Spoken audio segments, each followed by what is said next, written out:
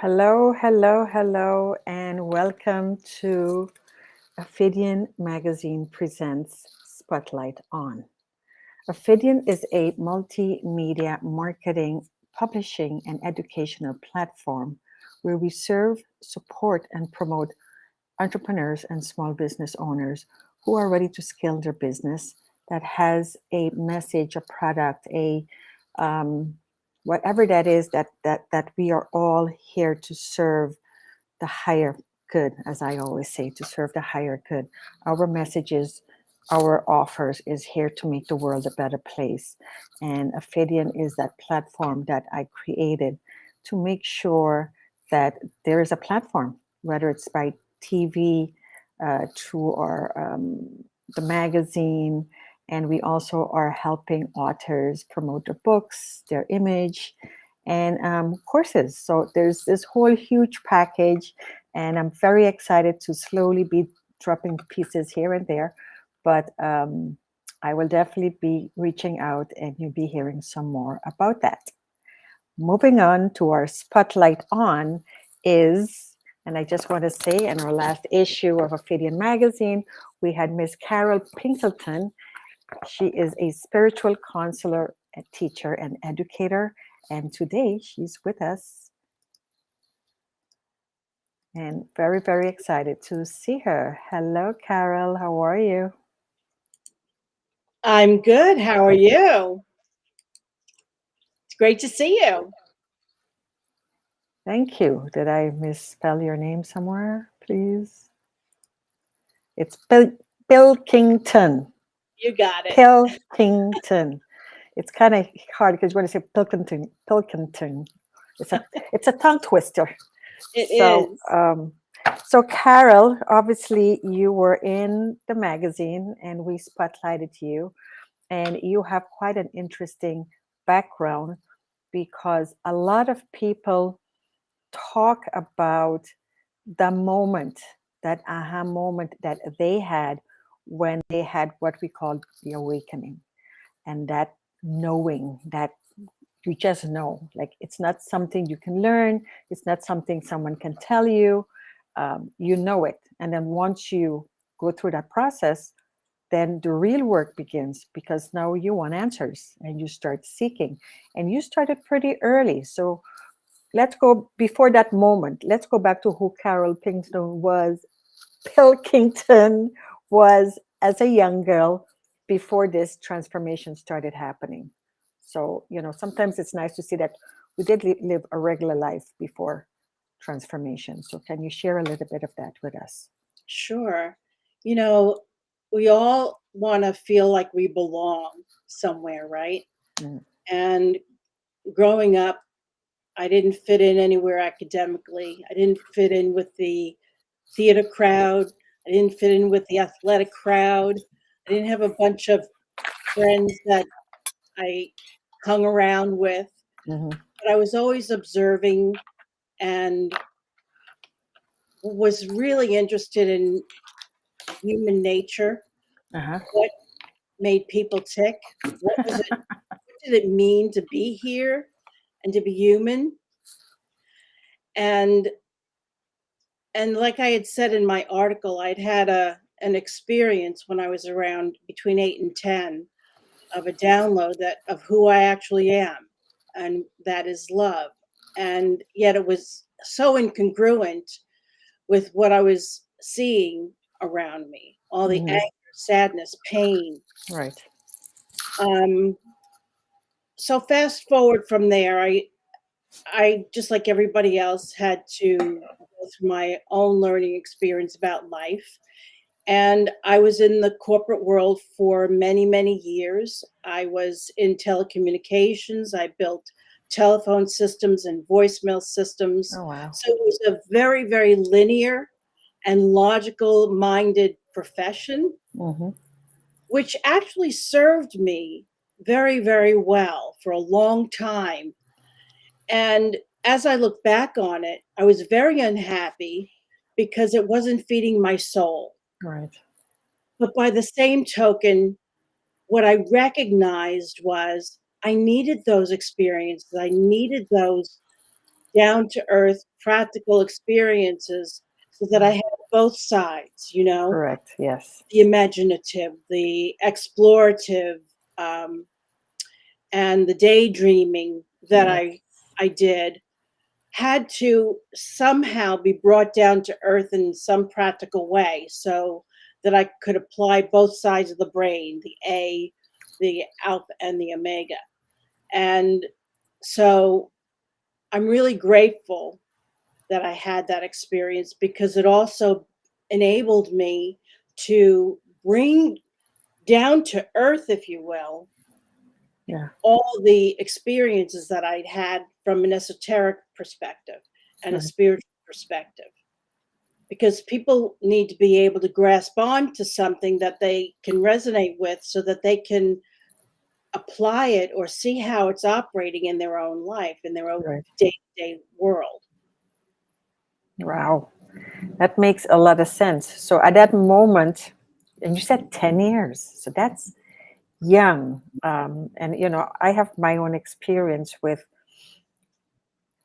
being and then knowing at such a young age, realizing you don't fit in, but there's no one to talk to. So Mhm.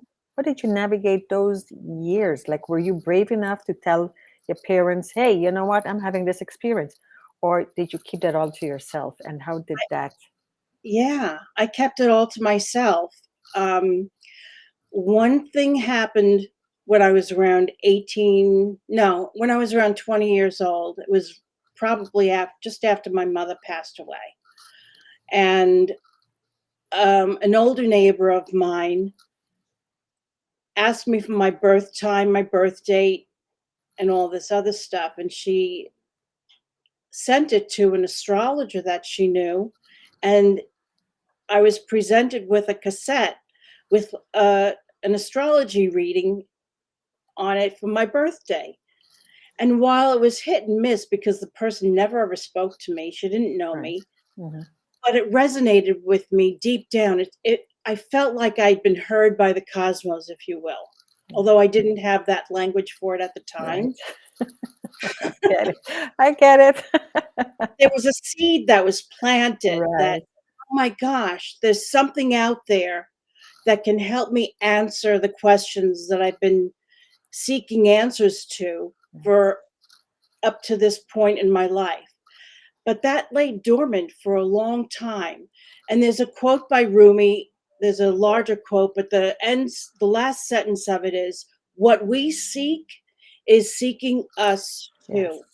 Oh my gosh.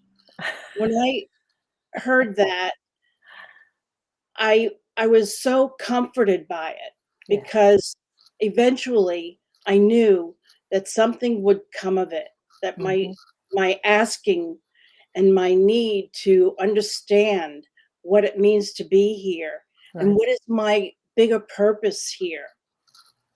And it came about 22 years ago when I met my metaphysical teacher, my spiritual teacher, and that changed my life. How When did we are that forced how did in that and come about though? Did you go look well, into you know this, or what? again is one of those chance meetings, like the universe just love to, organize our life for us, even though we keep Right, trying. It's like give up, let the universe do it.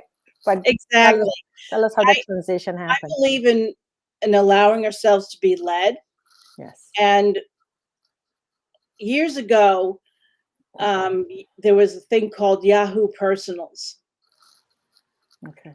and this person put an ad out, and I had an ad in, and I answered the ad, and we became not only um, great friends, but as I said, he became my teacher. He's a Jungian therapist, has had Mm, many experiences of his own. right. Um, he's a metaphysician. He's a mystic and a philosopher. So I had Wow. all of this combined into one Wow. person, Nice. a therapist, a mystic, um, a spiritual teacher, metaphysics, science. And he had been taught by someone very eclectic. And so he brought that into his teachings. and I couldn't have been more blessed because it was so perfect for who I am and the questions that I was asking. Right. So it was about 22 years ago that That's amazing. the convergence happened, if you will. So between 10 and that 18, how did you navigate high school, middle Oh, school? it was hard. It was so hard. It's not like I didn't have any friends, but I certainly was a loner, and, I recognized You also couldn't talk to anyone about any of could that because it wouldn't make sense, and they'll that's either ignore you or consider you crazy. yeah, a oddball, which I was anyway. And you know what it came down to is that when I really thought about it, I didn't really want to join in on those groups anyway. They didn't interest me. Did you feel, because this is my experience, did you feel that you just did not fit with the status quo, and they could not, like bullying to me, like, didn't work because you couldn't like dare me. Oh, I dare you, and I'd be like, "Psh, do what you want to do. I'm not gonna Yeah, get sucked into that because I'm gonna do me." And I've had it from a young age. Did you feel you were in that same space? absolutely I did. Yeah, for sure. It's like, okay, I don't fit in here, I don't fit in there. I'm just gonna have to, live my life, and Hmm. hopefully those that are attracted to me will enter my life. And And show up, it yeah. did. I had very, very few friends, and so I was appreciative of that. Hmm. People had pool parties and this kind of party at their houses, and I just was not into that. Um, I had a pool party once, very few people showed up, and I said, "Never again. This is just not for me." I'm being told by the universe, "You are not a big group person." Right. I had to pay attention to that.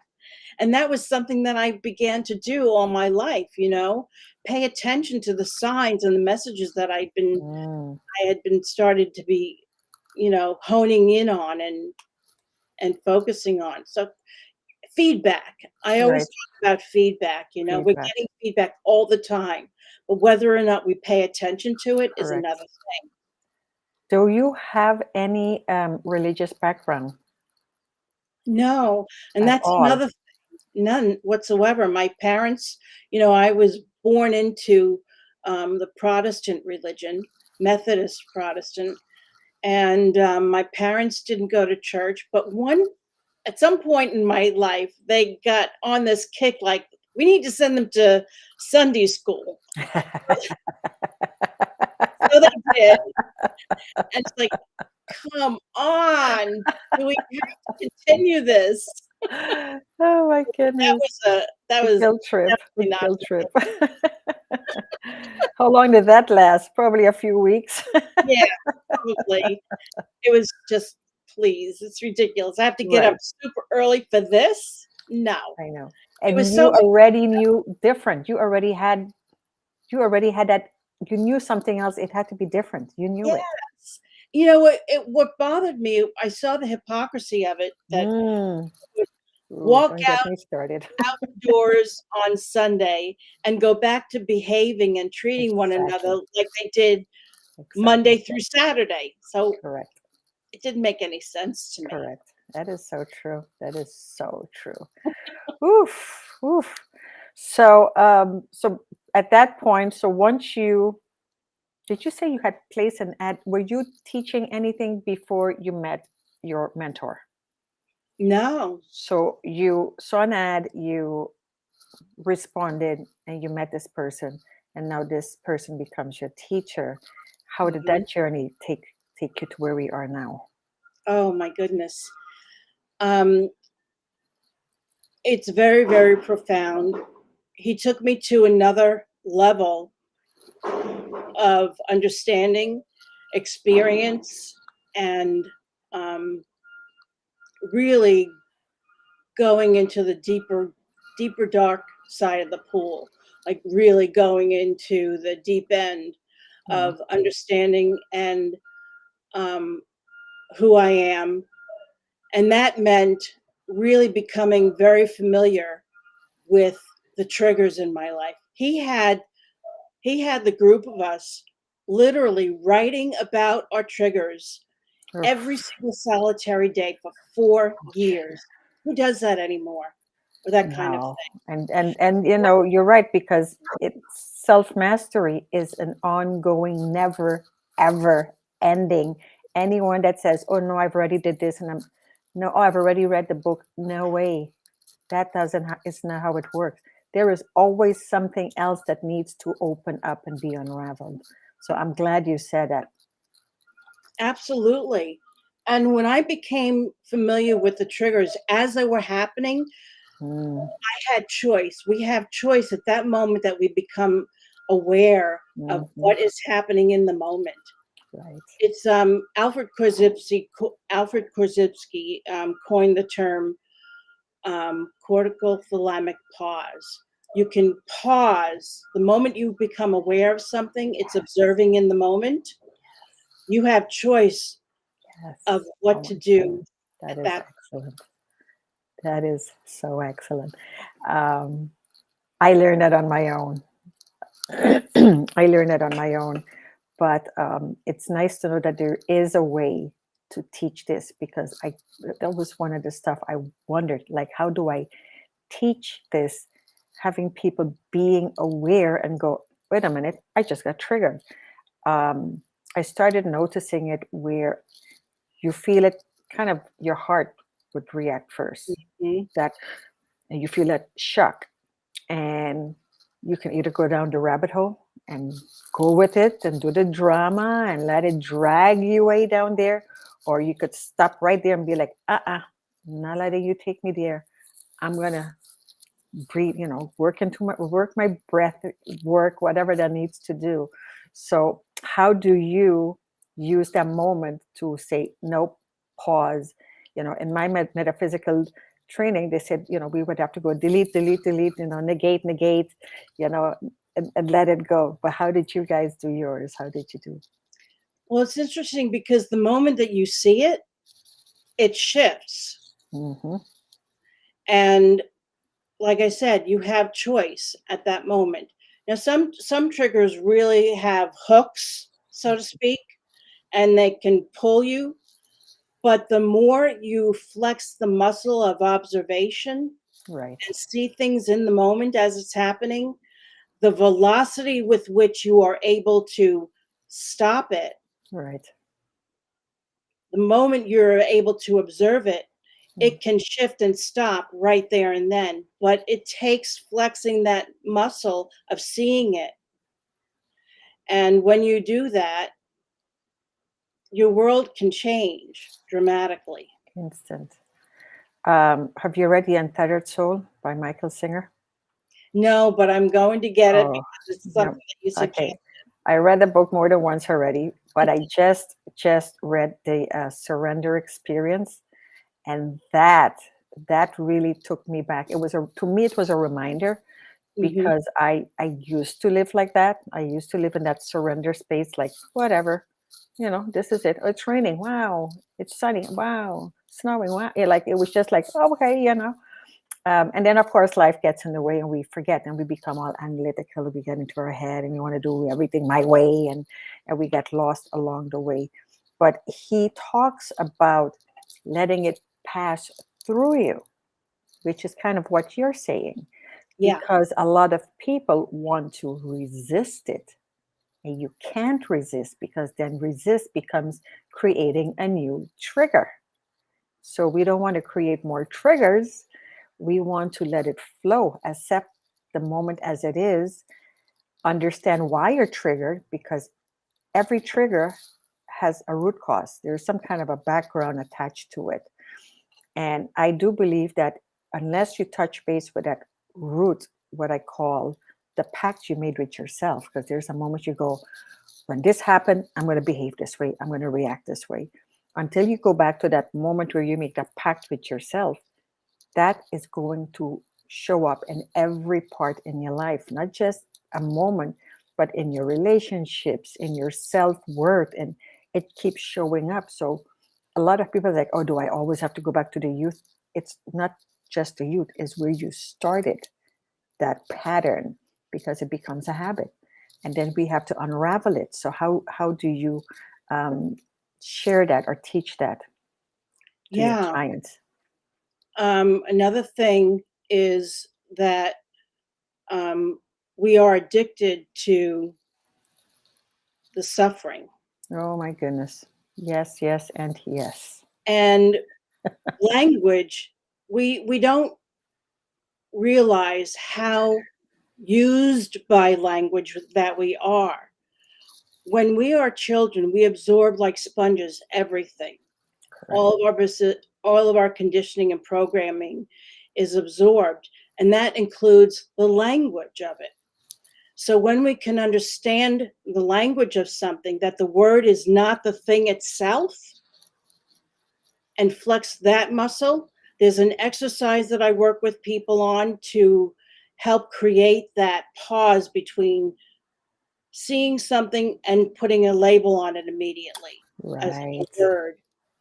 And so when we can begin to do that, we can Stop separate. judging. Yeah, we can start beginning to separate the word from the thing itself. Like the map is not the territory. That's another coined phrase that Alfred Korzybski coined. And he's the grandfather, and most people don't know this, is the grandfather of neurolinguistic programming. And so when we can understand how we are used by language and start to dismantle that, your life can change. Drastically. And we now know that words have energy, Hmm. and it has its own life. And if we are not aware of what we're saying, and I always say, when you tell someone where something is not going well, and they say, well, you think I would wish this for myself? And it's like, well, you don't consciously wish it for yourself, but you kind of indirectly did by what you're saying. And when you're constantly saying the same thing over and over again, even though you're saying, well, I don't want and I don't want, we already know that the universe doesn't understand yes and no. It doesn't understand the dualistic world. All it knows is, did you say you don't want to get hurt? But the universe hurts. Oh, you want to get hurt? Yeah, let me make sure you get hurt. So we really, like you said, have to be very careful with how we talk every single day, especially what we say about ourselves. I'm not good enough. I'm not as smart as that one. It's That's not a reality. Reality is what you put out into the universe, and then it recreates itself. And then, like I said, the universe conspire to give you exactly what you need and want. But you're right. Absolutely. As kids, we grew up listening to a lot. I think it's part of the generation, the whole negative. Be careful, you're gonna hurt yourself. Watch, that whole always kind of annoys me now when I hear it. Even when my kids are leaving that habit of going, be careful. And then I'm like, have a good time, have fun, see you later. And I have to pull it back in because I'm like, I am no, you know, putting out negative energy to them unconsciously, and we've been doing that for centuries. Hmm. So even that, we have to be very careful with our words. Yeah, it's like a native that is on a beach, and he sees something out into the horizon. You and I would call it a ship, but that native doesn't have a word for it, right? Correct. Or a language for it. So they just point, and it has no bearing, no physiological bearing or trigger for that native. It just sees something on the horizon. And that's what this exercise is meant to do, is to create or help a person understand that that is not the word itself. It's Correct. like looking at a map. I'll make it even more substantial. When you're looking at a map of the United States and you see all these lines, that's just a snapshot of what the territory might look like. But until you're on those roads, until you're traveling on those roads and have the experience yourself, it's just a word, it's just a picture, Correct. period. Correct. That makes a lot of sense. That makes a lot of sense. So you've been working with a medical group, if I'm not wrong. I know you were here in Miami, and I know we missed each other. I'm so sorry about that. Oh, that's all right. Um, but what's that group that you were representing then? Or I is it was a group, or am I mistaken It's an here? organization, it's a company. It's called the Wellness Universe. I'm a senior partner in that organization, and we were at SoccerX. It was a big soccer convention for all business related um, to soccer.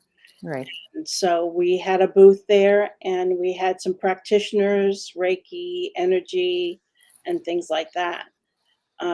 So we're wanting to get more into the corporate world. So I am part of that. I help um, the organization put programs together and go into companies and organizations to change the company culture, to rehabilitate Nice. company culture.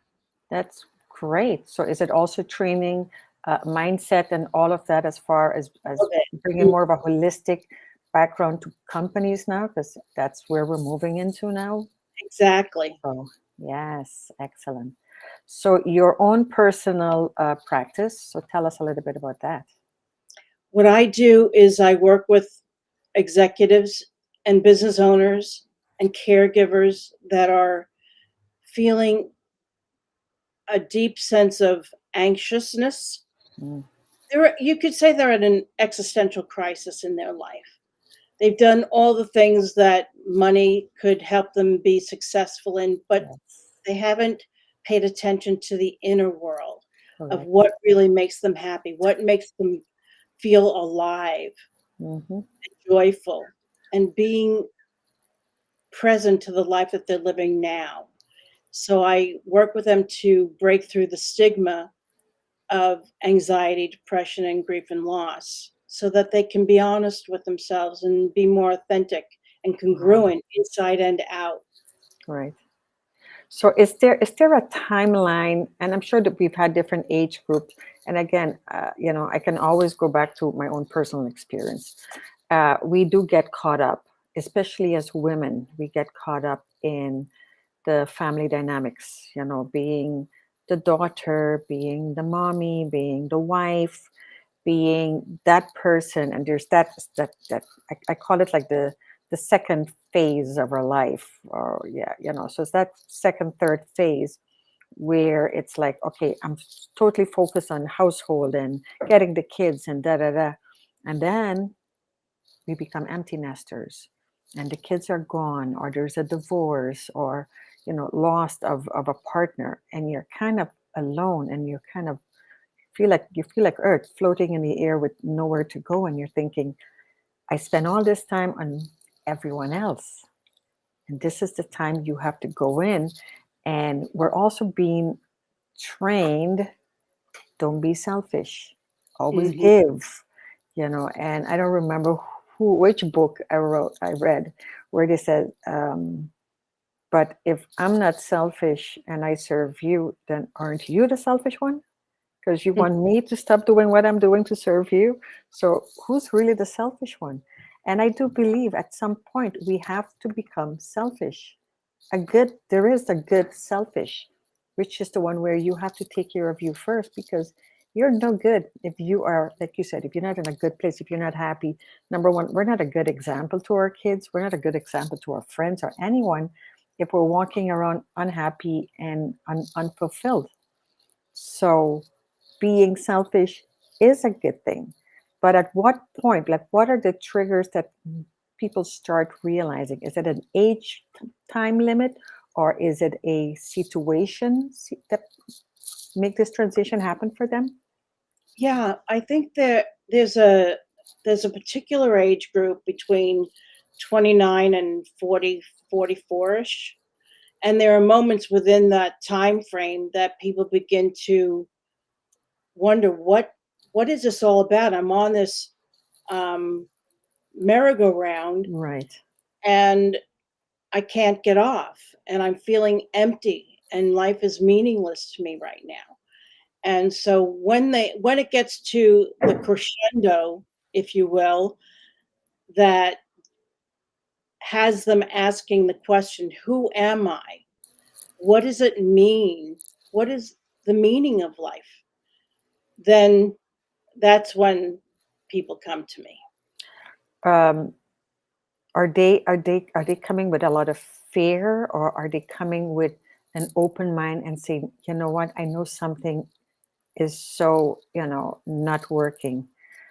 Can you, explain to me what this is? Yes, both actually. There's a lot of fear. There's the fear that they won't get better, that there is no light at the end of the tunnel. But a lot of times, I've had clients come to me that have felt such release and relief after just the one session that they want to continue. And yeah, they're they're at a point where they're determined. They've hit rock bottom, so to speak, if you will, Right. and they're determined to have something change. And even with the fear that they have that things might not, they're at a point where it's do or die, it's now or never, and I have no choice Right. but to find out what could be on the other side. What's next? Is there also a fear of, not getting old, but running out of time, of feeling like, wait a minute, I came to this earth to accomplish something, and I didn't do what I'm. Sometimes they don't even know. I call it. I keep saying you need to align with your soul's purpose, and if you Yes. don't know what your soul came here to learn, then there is a point you're going to feel really, really empty, and that's because you and your soul has been lined up yet, and so you got to figure out what is it that I came here, especially once you pull away the physical and remember that we are spirits having a human experience, then it's like, okay, so then that means there is something my spirit needs to do. Mhm. What is that? So, Yes. how do you work with them to get to that point of figuring out, who am I? Why am I here? The what, when, where, how. How do you get about doing that? Yeah. I work with them with helping them inquire and asking the right questions for themselves so they can arrive at their own answers and Right, start kind of unraveling the knots of life, if you will, right. so that they can become more aware of the voices in their head, the Mm, conversations that are going on. Like you were saying before, there's the what happened in our life, and then the stories that we tell about mm, what happened. So yes, unraveling all of that so that they yes. can really begin to see the truth Hmm. of what is for them. And so when we begin to do that, I have had so many people come to me that have been in therapy for years. And in one session, Yes, they have been blown away by yes. what they experienced. And that's what I'm wanting. Those are the kind of people that I'm wanting Right. to work with that felt like they have tried everything and Tried it hasn't everything. worked, or it's just gotten them to a certain point that they need more advanced Right. help. But, I'm not putting down what I call your regular everyday therapist. No, it's Um, complimentary, but actually. it is. But what I learned is, especially with, when I, went to pursue my doctorate degree, is that the law, that's the problem. The law says that a um, therapist of whatever mental are not allowed to include religion. And we're not talking religion, we're talking spirituality, we're talking metaphysics. Let's use the word metaphysics. So they're only dealing with the mind, and and Yeah. that's it. What are you thinking, and what are you thinking? Meanwhile, as a spiritual counselor, teacher, educator, metaphysician, whatever, We're dealing with everything, body, mind, and soul. And that's the missing link why they cannot heal or move to that next level, because there is a missing link, and you have to bring in the spiritual side of it, because we are spiritual beings. You cannot treat Absolutely. someone without dealing with the spiritual side, like I said, aligning with your soul, right?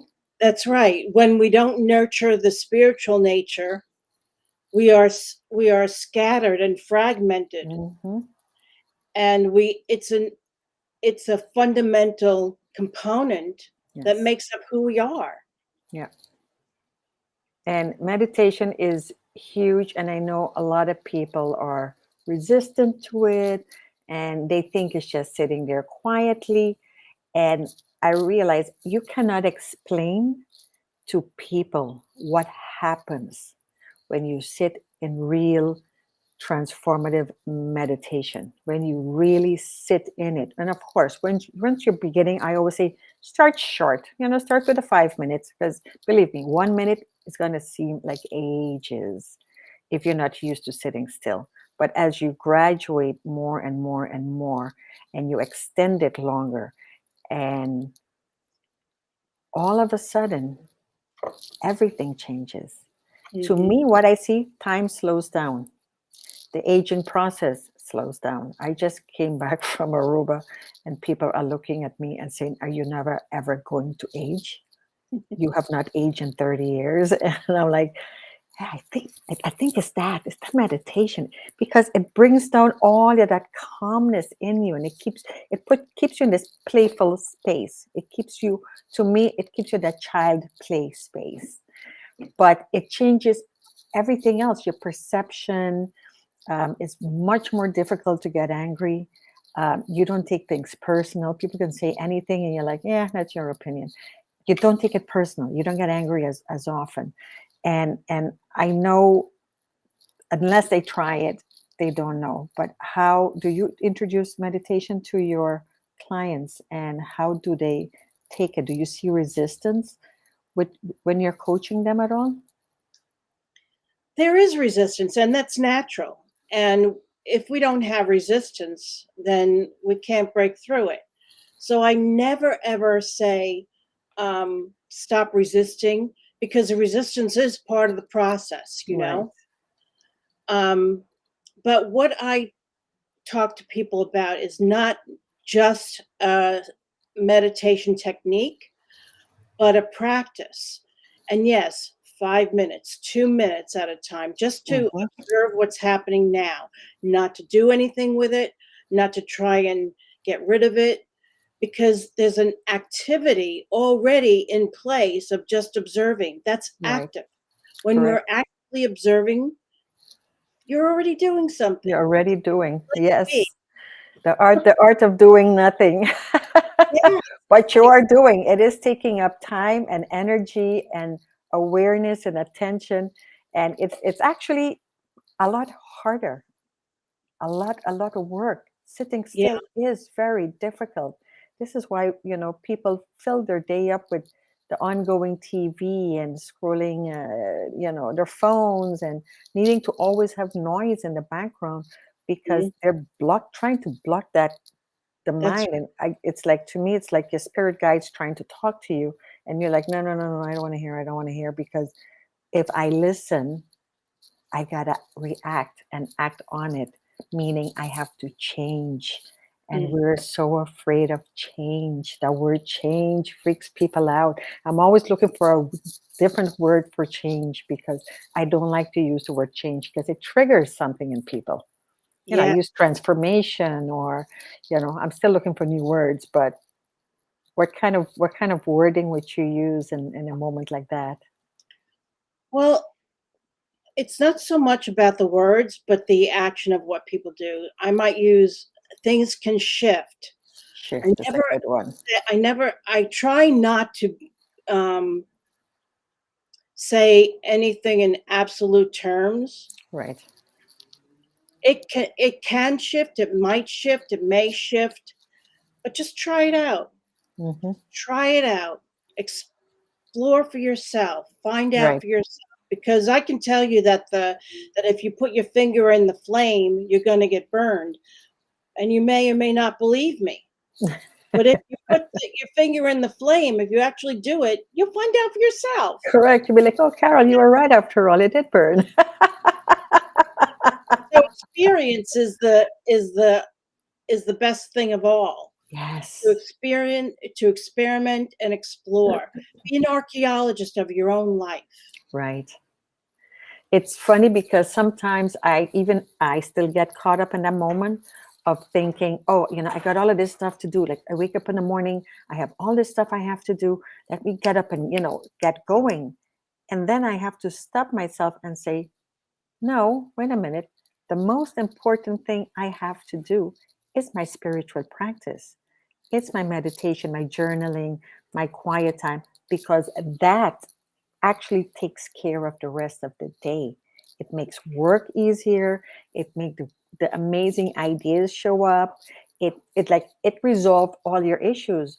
But we're so anxious to wake up and attack our issues, and we're going in with an analytical, ego-based mind, the egocentric mind, and then it becomes frustrating and hard and difficult, and it drags out. Meanwhile, if we go about it the other way and start with, well, let's meditate. Let's start slow. Let's surrender. Let God, this is your job. I'm just the body. I'm the vehicle. You tell me, I'll take care of it.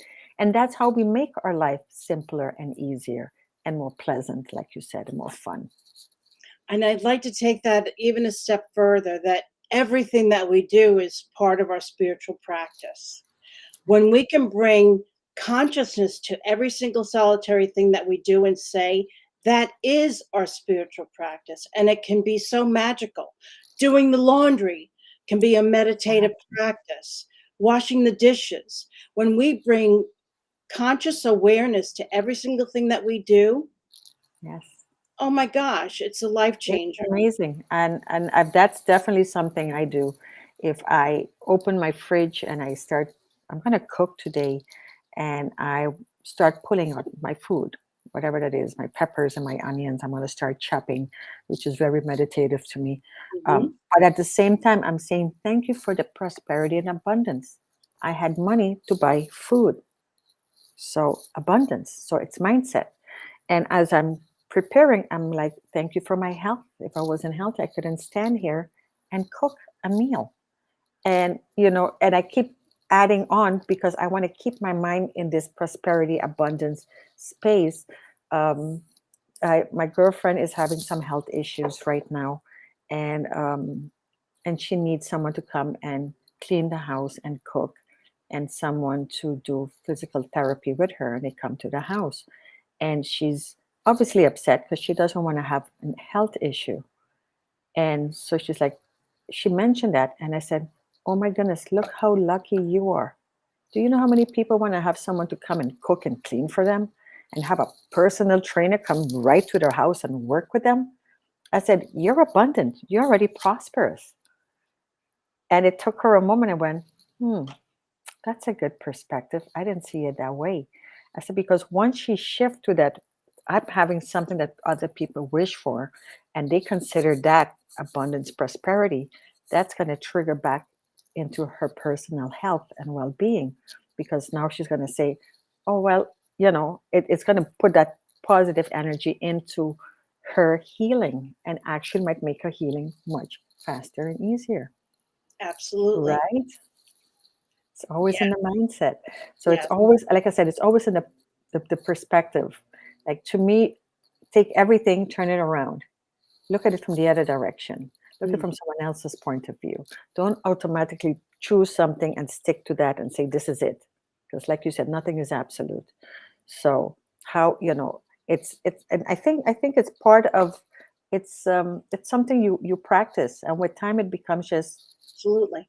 normal to just always be like, oh, but this is this. You'd be like, yeah, but what about if you look at it from this way? And when that becomes so everyday normal, all of a sudden, everything around you, there's no problem no more. That's Everything right. feels like you already resolved the issues. It's like, oh no, source did that because I needed this to happen, or I needed to see this, or I needed this person to show up. And that's how that works, right? That's right. Absolutely. The velocity with which we move through things increases when we become more aware of what's going on within us in any given moment. Right. I like when you say the velocity, and your meaning. Can you elaborate a little deeper into that velocity? Velocity. The quicker that we can bring the more we flex a muscle, the more memory that muscle has, right? Mm-hmm. And with more memory of a repetitive action, Mm-hmm. the quicker it it responds to something. So the velocity means the quicker we the more velocity, the quicker that we have in bringing awareness to something means that we can move through it quicker. Faster. We Yeah. can resolve it, dissolve it Mm-hmm. faster. Yeah. What one of my experiences that I've realized was also your problem solving skills become Hmm. really really amazing. And, Yeah. and I remember back when my kids were in middle school and they would say, mom, whatever, whatever. And I would say, well, you got to do this, that. And I remember one time my daughter says, how do you have, how do you get answers so fast? And back then I used to say, because I'm a genius. And they're like, okay. But once they walk away, I would sit there and be like, how did I come up with that answer so fast? I don't have any knowledge in that. So at first I thought maybe in my past life I was an engineer. Maybe in my past life. And I went, man, I was a lot of stuff in my past life.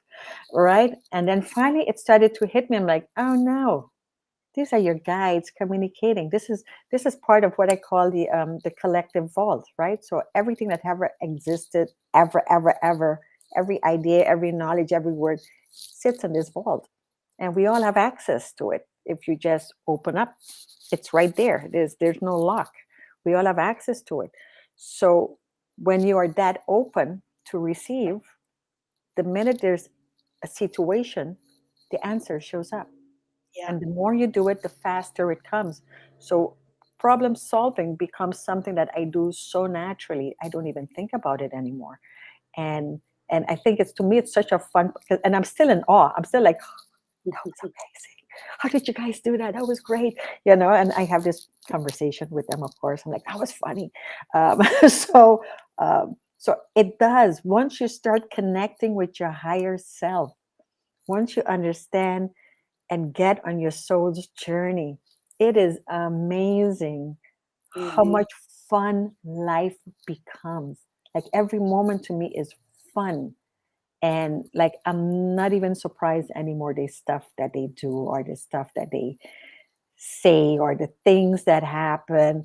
I mean, I laugh now. I'm like, oh, that was good. You brought a person at the right time because I get it. And that's the other thing about this work. When we have moved through a lot of the painful stuff, Hmm. it can become fun It and it does. can become playful. And we don't take ourselves as seriously as we once did, Right? right? And it That is becomes so true. joyful.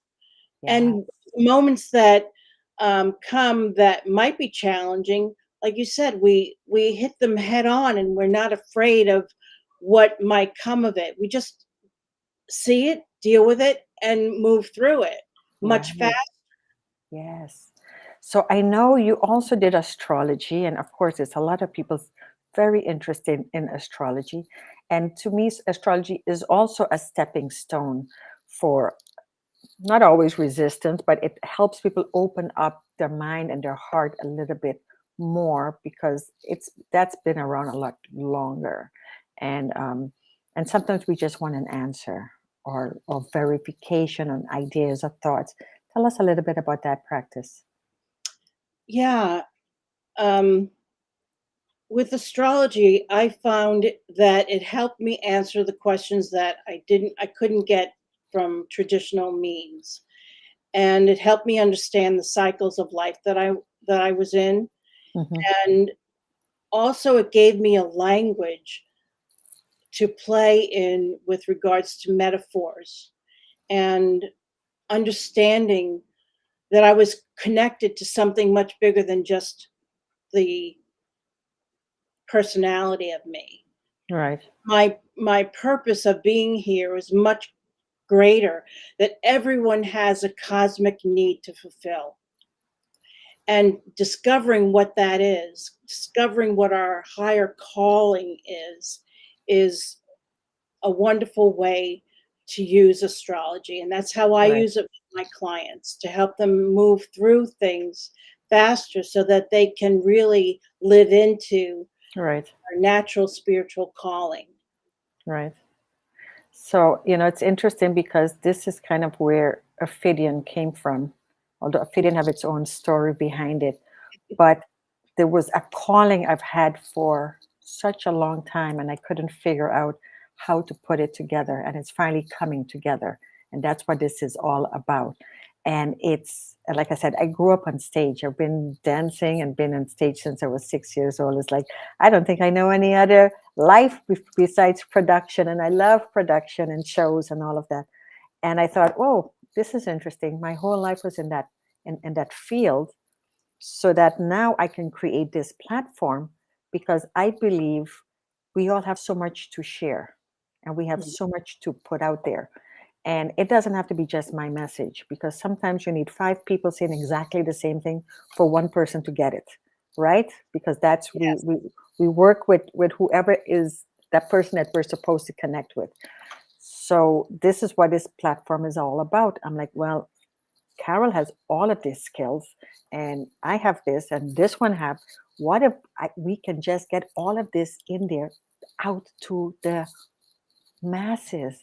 How about we Mhm. create something where people can come and not only be see what I have, but be like, well, here's Carol too, and oh wow, she maybe I like more what Carol is doing, or maybe I like what I have no preference. You don't have to come with me as long as you get the message, as long as you get that help, whatever it is that you need. So that's what the Affidian platform is all about, and I'm so grateful that you came on with me today. Thank So you. do you have anything fun to offer to our listeners today? Yeah, you know what? I came up with this quiz, this assessment tool that people can find out where they are on their path. I love taking quizzes. I don't know Oh, about you. that's fun. I love these things. And it's just everything is on a sliding scale, and it's 4 minutes, and you get Hmm. instant results in your inbox. Check your Hmm. junk mail, of course, but it's called the soulfilledlivingquiz.com. And it's just so much fun to take. And out of that, Where, where can we find that? you want me to put it in the chat? If you put it in the chat, and then I can put it up here, and people could Okay, see exactly where they can reach and do it, because that would be a lot of fun.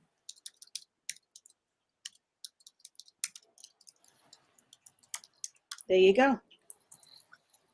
There you go.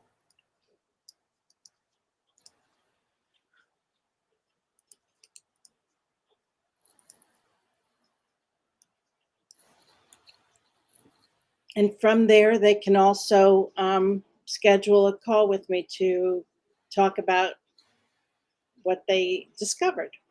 Okay.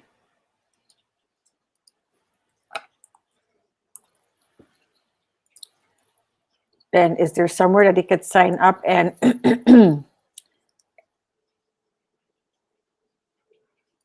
is there somewhere they could sign up and maybe have a call with you or something? Yes, there's a link right in the email that they'll get once they get the results, to Mm-hmm. click on there to have a call with me, or they can just um,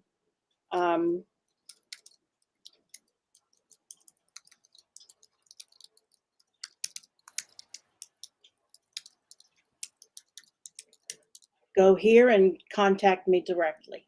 And this says your freediscovery.com. yourfreediscoverycall.com. Yourfreediscoverycall.com. Let And me now add that on here. be able to reach me directly.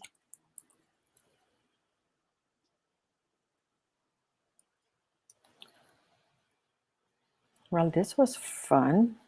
It certainly was.